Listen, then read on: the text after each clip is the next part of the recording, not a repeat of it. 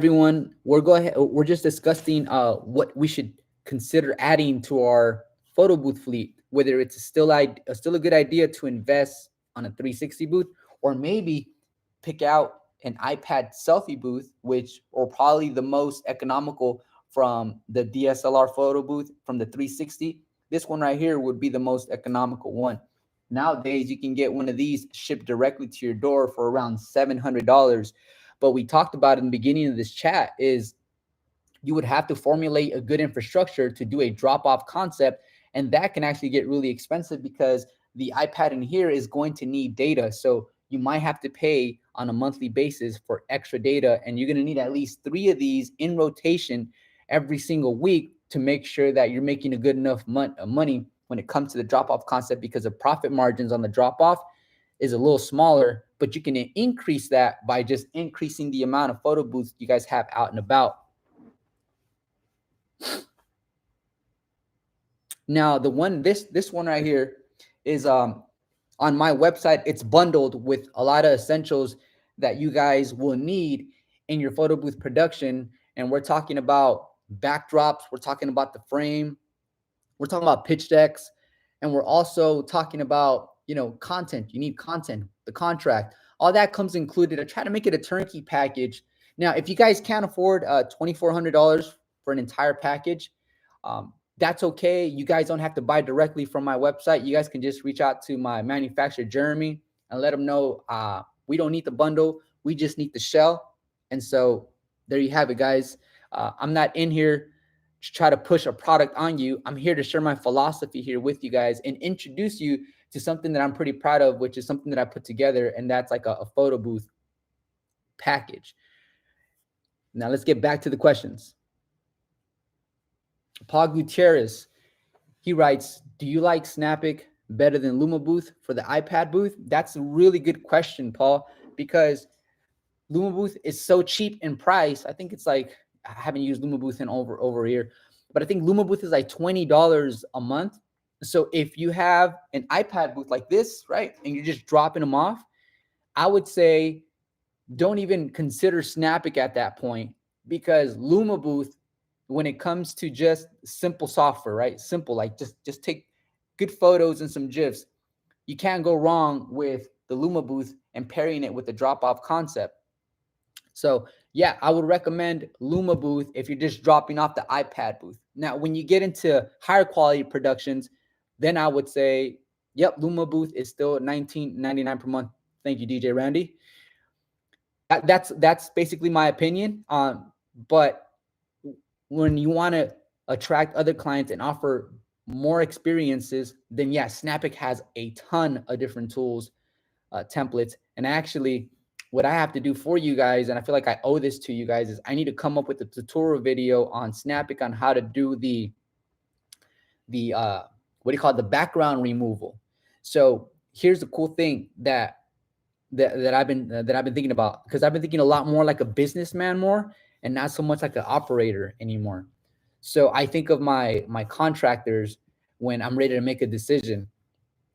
So if I can save my contractors time and setting up, or even myself, if I go out to an event and I want to save time, then how cool would it be if we didn't have to take these beautiful backdrops anymore, right? These physical, tangible production items.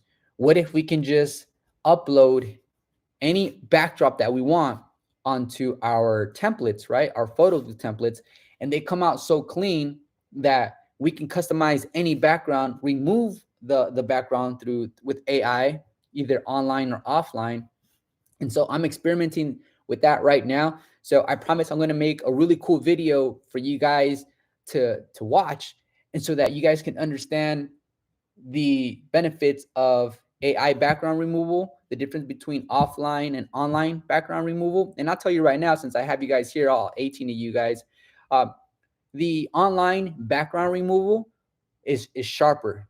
It's definitely you'll see the higher quality on how it removes the background when it's online. When it's offline removal, it still does a good job, but you can kind of see the halo around the person's body. Now, the best way to combat that is make sure you have good amount of lighting and you don't have extra people in the background. So if you have like a solid background, like if you don't have a backdrop and you're doing AI removal in the background, try to put it against a wall that doesn't have people behind the people that are taking the photo, and you realize your photos come out pretty good. Especially, guys, if you're using one of these booths and you have a flash on the top, because that flash is going to give you so much light that it'll make your photo look a lot sharper. And I hope that information helps one of you guys here today. And thank you so much for hitting the like button. That just shows me that I'm doing all right here today, the photo booth community. So let's go ahead and continue rolling with these questions, guys. Continue posting these questions in here. Definitely want you guys to bring your questions. Let me go ahead and remind people that we are here discussing photo booth business. That's the business.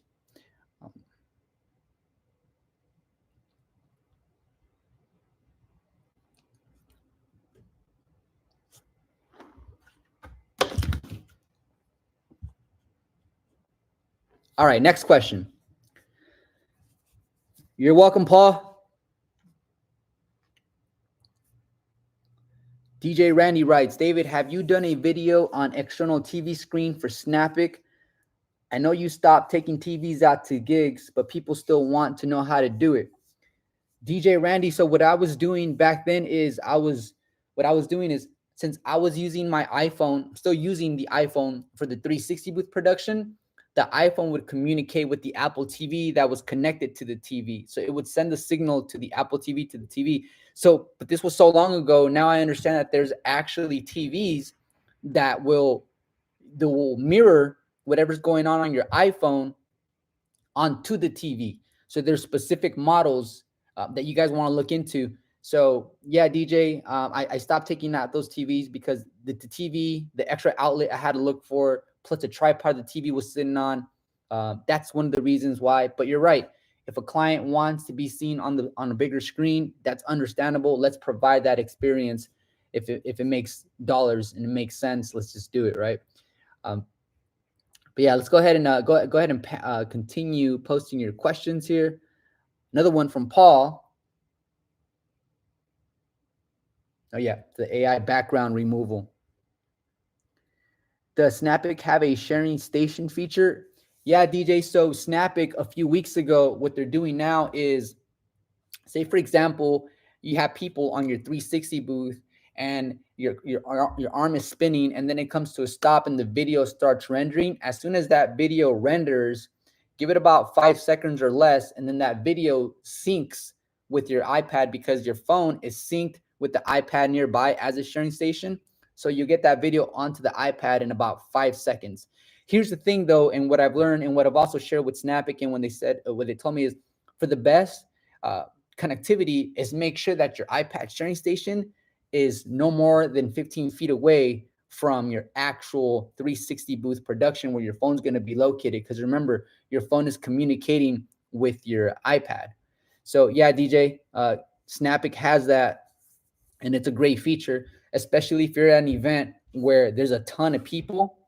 And so here's the thing with my contractors sometimes, and I got to remind them, and I understand why. Like, even it happens to me sometimes.